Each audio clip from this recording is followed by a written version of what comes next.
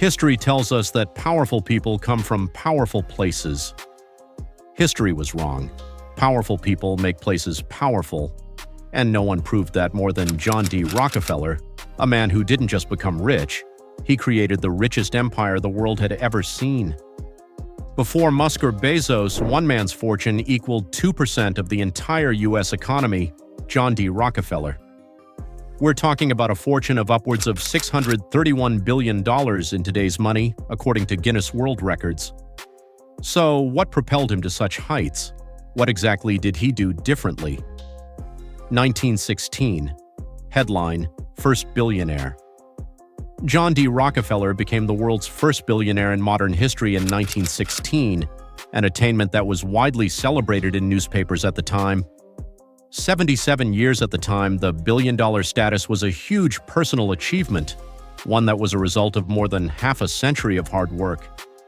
You see, Rockefeller started out as an assistant bookkeeper at just 16 years old, earning $16 a month at the start. By the time Rockefeller was 20, he had transitioned wholesale grain and grocery business with $800 in savings and a further $1,000 loan from his father. Within a year, they'd grossed $450,000 and $1,400 profit. The Civil War began the following year, and with it, the demand for goods and supplies spiked. Rockefeller and his partners made even more money. However, when the Civil War drew near the end, Rockefeller's profits dipped. And so he started looking towards crude oil refining, which at the time was booming. Standard Oil is born. In 1863, Rockefeller invested in a small oil refinery in Cleveland, Ohio, and immediately began expanding aggressively. Then in 1870, he formed Standard Oil Company. For the next decade, Rockefeller expanded Standard Oil massively through a strategy that combined innovation, efficiency, and ruthlessness. Rockefeller was obsessed with cutting costs, something he mastered from his days as an assistant bookkeeper. So he did everything possible to reduce waste, including reusing barrels and using byproducts like gasoline and tar instead of discarding them. He also standardized the company's refining processes, cutting out middlemen at every stage, from crude oil supply and transportation to refining, distribution, and packaging. This meant he acquired oil fields, controlled rail routes and pipelines through secret rebates, owned the refineries, and even made his own barrels and tins. This meant he had total control over oil pricing.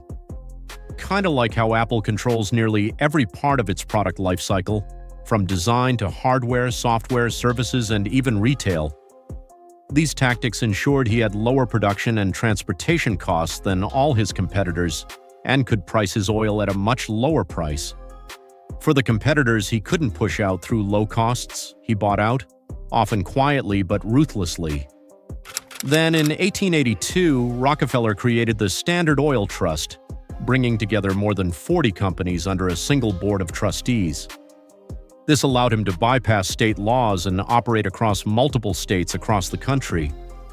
By the late 1880s, Standard Oil was the most powerful private company in the world, owning 90% of the U.S. oil refining market, in addition to controlling much of the transportation, storage, and distribution. Monopoly. Crackdown, end of an era. Even though Rockefeller had created the biggest empire that the world had ever seen at the time, his tactics triggered widespread backlash, both in the public and political scene. Then in 1904, journalist Ida Tarbell, whose father had been driven out of business by Standard Oil, published The History of the Standard Oil Company, an exposé that detailed the company's monopolistic practices and business coercion. This stained Rockefeller's reputation, and only 2 years later, President Theodore Roosevelt sued Standard Oil for restraining trade and monopolizing the oil industry. But it wasn't until the 1911 Supreme Court ruling, which determined that Standard Oil was an unreasonable monopoly, that the company finally split into 34 independent companies. Post-breakup wealth explosion.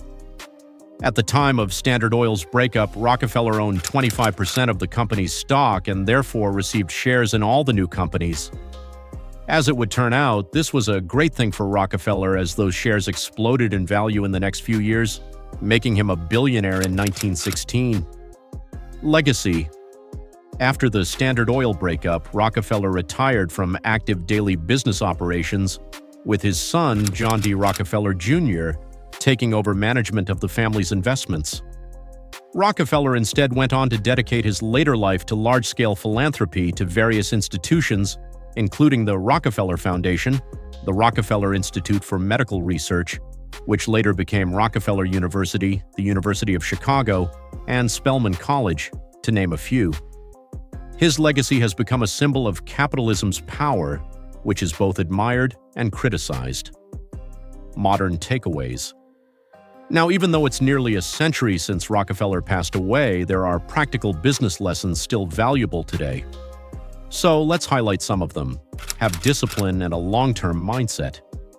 Rockefeller played the long game, sacrificing short-term gratification for long-term gains. This is how compounding works. Own the process.